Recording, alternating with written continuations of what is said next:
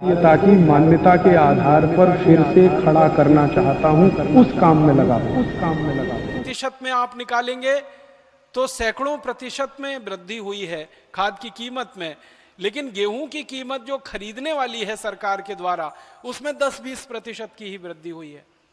इसी तरह धान की बात करें, आज धान खरीदा जाता है सारे भारत देश में 700 से 800 रुपए क्विंटल, और आज से 12-13 साल 15 साल पहले तक खरीदा जाता था 500 रुपए क्विंटल। तो धान की कीमत में भी 20-25% की बढ़ोतरी हुई है। लेकिन धान पैदा करने के लिए जो यूरिया, डीएपी, सुपरफॉस्फेट लगता है या कीटनाशक लगते हैं, उनकी कीमतों में 700-800% की वृद्धि हो चुकी है। तो किसान जो बेचे उसकी कीमत तो ज्यादा बढ़ती नहीं है, किसान जो बाजार से खरीदे वो कई गुना ज्यादा महंगा हो गया है। तो पूरी की पूरी खेती घाटे में चली गई है। अब इस घाटे की खेती को करने में किसान की जो समस्या आ रही है वो ये कि वो जब भी खेती करता है, फसल निर्माण करता है, फसल उत्पादन होती है, बिक्री होते ही सारा पैसा किसान के हाथ से निकल जाता है।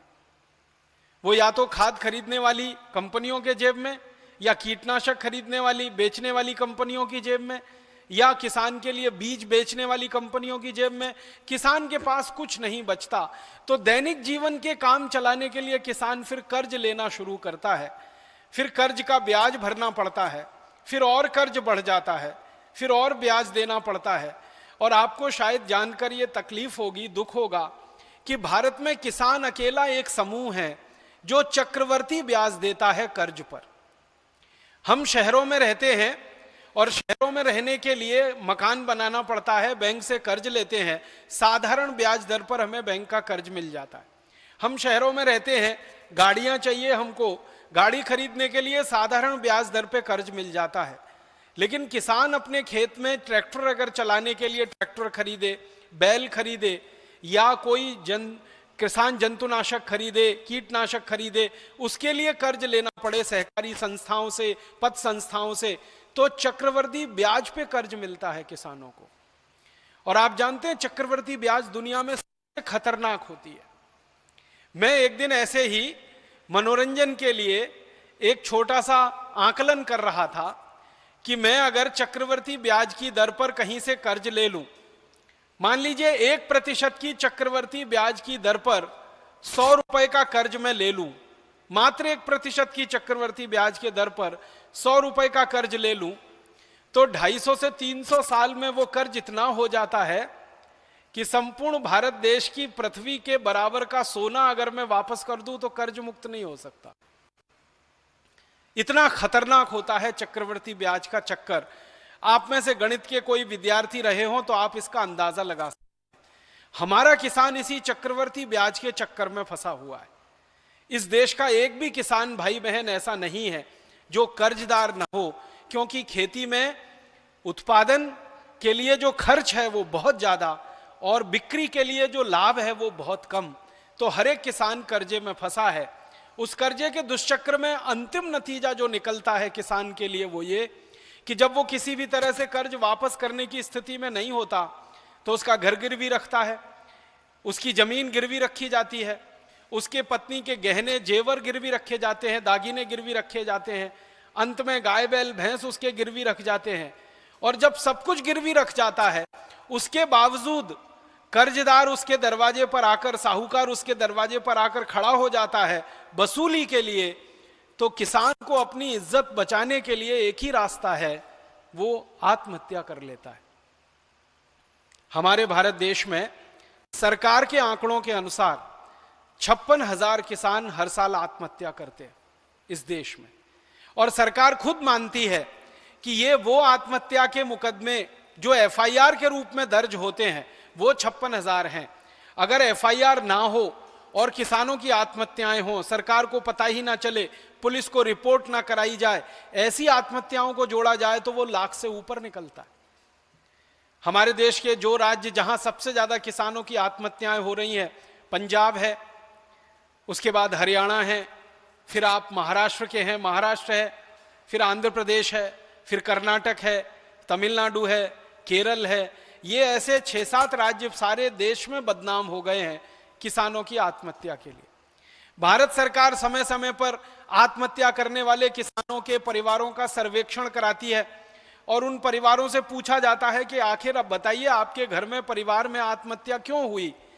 तो सभी परिवारों के मुंह से एक ही जवाब सुनने को मिलता है, वो ये कि हमारी पूरी खेती गिरवी रख गई, हमारे गाय बैल भैंस गिरवी रख गए, घर के आभूषण गहने गिरवी रखे जा चुके हैं, संपत्ति के नाम पर हमारे हाथ में कुछ नहीं है और साहूकार का कर्ज अभी बाकी है, देना है, बैंक का कर्ज अभी बाकी है, वो देना है, और फसल इतनी अच्छी हुई नहीं है कि हम कर्ज पूरा वापस दे सकें। अगली फसल करने के लिए भी जेब में पैसा नहीं है, अगली फसल के लिए कोई बैंक कर्ज देने को तैयार नहीं है, क्योंकि पुराना कर्ज वापस करने की हमारी हैसियत नहीं है। उस स्थिति में क्या करें? आत्महत्या ही एक आखिरी उपाय बचता है। ये जवाब उन सभी किसान परिवार के मुंह से सुनने को मिला है जिनके यहाँ आत्महत्या हुई है। आप जानते हैं महाराष्ट्र में विदर्भ नाम का इलाका है जहां पिछले 10 साल में रहता रहा वर्धा सेवाग्राम। ये विदर्भ तो सारे देश में बदनाम हो गया है आत्महत्या किसानों की। इसी तरह आंध्र प्रदेश का एक बहुत बड़ा इलाका है वरंगल के आसपास का, वो सारे देश में बदनाम हो गया है किसानों की आत्महत्या के लिए। पंजाब में भटिंडा के आसपास का पूरा इलाका है, सारे देश में बदनाम है किसानों की आत्महत्या के लिए। केरल में कासरगोड का इलाका है, पूरे देश में बदनाम है किसानों की आत्महत्या के लिए। कर्नाटक में उत्तरी कर्नाटक, दक्षिणी कर्नाटक बदनाम हो रहा है किसानों की आत्महत्या के लिए। धीरे धीरे धीरे धीरे ये बीमारी गहरी होती जा रही है। आखिर आप जरा सोचिए, अपने दिल पर हाथ रख के, कि कोई किसान अपनी जिंदगी को खत्म कर ले, ये तो अंतिम फैसला है, और ये अंतिम फैसला कितने बड़े दर्द के बीच वो करता होगा। कोई व्यक्ति सामान्य रूप से मरना नहीं चाहता। जिसने जीवन पाया है वो जीवन के आखिरी समय तक संघर्ष करता है जिंदा रहने के लिए, लेकिन किसान हमारे देश में इतना संवेदनशील बन गया है कि वो जीवन को ही खत्म कर लेता है 1 मिनट में। और इससे बड़ी विडंबना क्या होगी कि हमारा किसान जिन दवाओं को लाता है कीड़े मारने के लिए, जंतु मारने के लिए, कीटनाशक मारने के लिए, उन्हीं दवाओं को पीकर वो खुद मर जाता है। इससे बड़ा अफसोस और विडंबना इस देश में क्या हो सकती है। और ये सारा का सारा दुष्चक्र हमारे देश में किसानों के कर्जे में फंसकर आत्महत्या करने का, ये जुड़ा हुआ है खेती के घाटे से। और खेती का घाटा जुड़ा हुआ है उस व्यवस्था से जिसमें किसान के काम आने वाला यूरिया, डीएपी, सुपर फॉस्फेट तो महंगा होता जाए, कीटनाशक, जंतुनाशक तो महंगा होता जाए, किसान के बीज तो महंगे होते जाएं, लेकिन किसान के द्वारा उत्पादित की जाने वाली वस्तुएं लगातार सस्ती से सस्ती बिकें और कम से कम पैसा किसानों को मिले। कारण क्या है इसका? किसानों के द्वारा जो उत्पादित की जाने वाली वस्तुएं हैं, गेहूं, चना, दाल आदि आदि सैकड़ों हजारों किस्म की चीजें किसान भाई पैदा करते हैं, इनका सस्ते से सस्ता बिकने का कारण है अंग्रेजों सरकार के द्वारा बनाया गया एक कानून जो भारत में आजादी के 63 साल के बाद भी चल रहा है। और वो कानून का नाम है एग्रीकल्चरल प्राइस कमीशन एक्ट। इस कानून में व्यवस्था ये है कि किसान जो भी कुछ पैदा करेंगे उसका भाव किसान खुद तय नहीं करेंगे, सरकार उसका भाव तय करेगी। और सरकार जब इसका भाव तय करती है खेती के द्वारा उत्पादित वस्तुओं का, तो उसमें सबसे बड़ा धोखा किसानों के साथ होता है वो ये कि किसान जो गेहूं, चना, चावल, दाल आदि पैदा करता है, इसको पैदा करने के लिए किसान जो मेहनत करता है, जो श्रम करता है, उस श्रम का, उसकी मेहनत का मूल्य सरकार उसको नहीं देती है। कितनी बड़ी विडंबना है इस देश की कि किसान साल में 365 दिन खेत में काम करता है और उसको जब फसल का भाव तय करने के लिए सूत्र बनाया जाता है, उसमें किसान की मेहनत सिर्फ 2.5 से 3 महीने की जोड़ी जाती है, जबकि किसान पूरे साल खेत में काम करता है। 365 दिन खेत में काम करता है किसान, और 120 दिन की उसके श्रम की कीमत उसके फसल के मूल्य को तय करने में जोड़ी जाती है। मतलब सीधा सा ये है कि 8 से 9 महीने का किसान का जो श्रम है वो बेकार का श्रम होता है, वो बिना किसी पैसे के सरकार के द्वारा गणना उसकी कर दी जाती है। एक तो सबसे बड़ा धोखा ये है कि 365 दिन किसान काम कर रहा है, उसका श्रम सिर्फ 3 से 4 महीने का जोड़ा जाएगा। दूसरा धोखा किसानों के साथ ये होता है वो ये कि किसान जो खेत में मेहनत करता है उस श्रम का मूल्य भारत में सबसे कम लगाया जाता है। अगर कोई व्यक्ति बैंक में नौकरी करे, चपरासी होने के स्तर की, चतुर्थ क्लास कर्मचारी होने के स्तर की, उसका भी श्रम का मूल्य किसानों से ज्यादा है।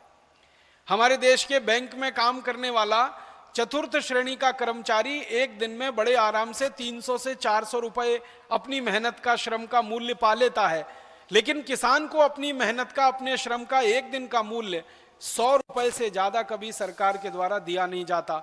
और ये 100 रुपए भी पिछले 2-3 वर्षों में हुआ है। 2-3 वर्ष पहले तक तो 60 रुपए ही गिना जाता था किसान की मेहनत का एक दिन का मूल्य।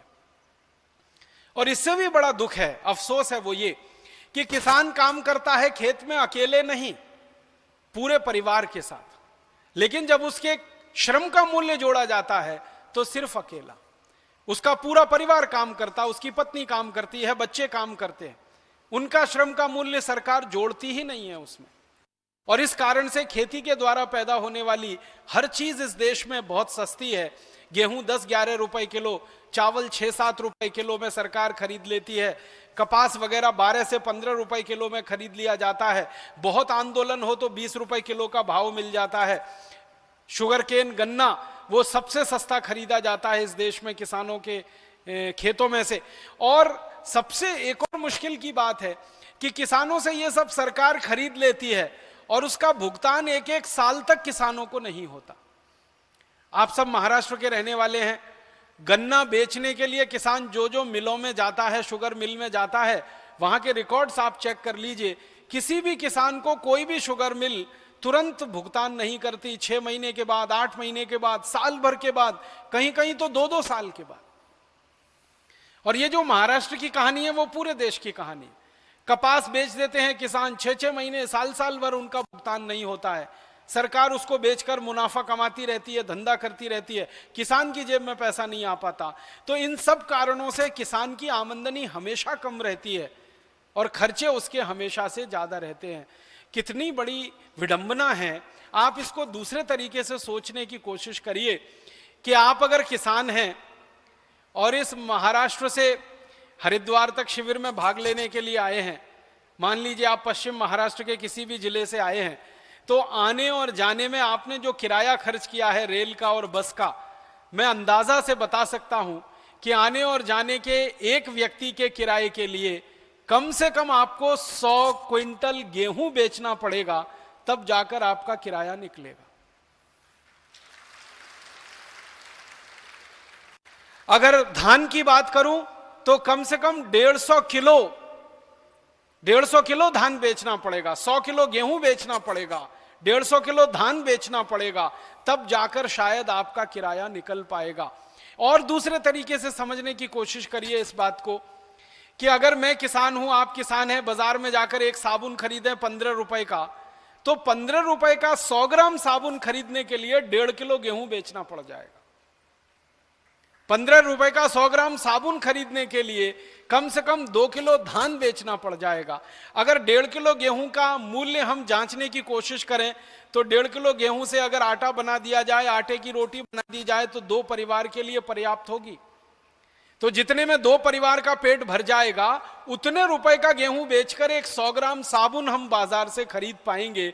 मतलब सीधा सा ये है कि साबुन का मूल्य और उसकी कीमत बहुत ज्यादा है, गेहूं का मूल्य और उसकी कीमत बहुत कम है। कारण उसका यही है, साबुन पैदा करने वाले जो उद्योगपति हैं उनको साबुन का भाव तय करने का अधिकार है। किसान गेहूं पैदा करता है, धान पैदा करता है, उसको अपना भाव तय करने का ही अधिकार नहीं है। और तय भी करे तो सरकार इस फॉर्मूले से तय करती है कि उद्योगों में पैदा होने वाली वस्तुओं की कीमतें अलग तरीके से तय की जाती हैं, खेती में पैदा होने वाली चीजों की कीमतें बिल्कुल अलग तरीके से तय की जाती हैं। उद्योगों में जो श्रमिक काम करते हैं उनका श्रम मूल्य बाजार के हिसाब से होता है, और किसान जो खेतों में काम करता है उनका श्रम मूल्य सबसे कम होता है। इसलिए किसान के ऊपर यह अत्याचार है और इसलिए खेती अभी घाटे का सौदा होती चली जा रही है।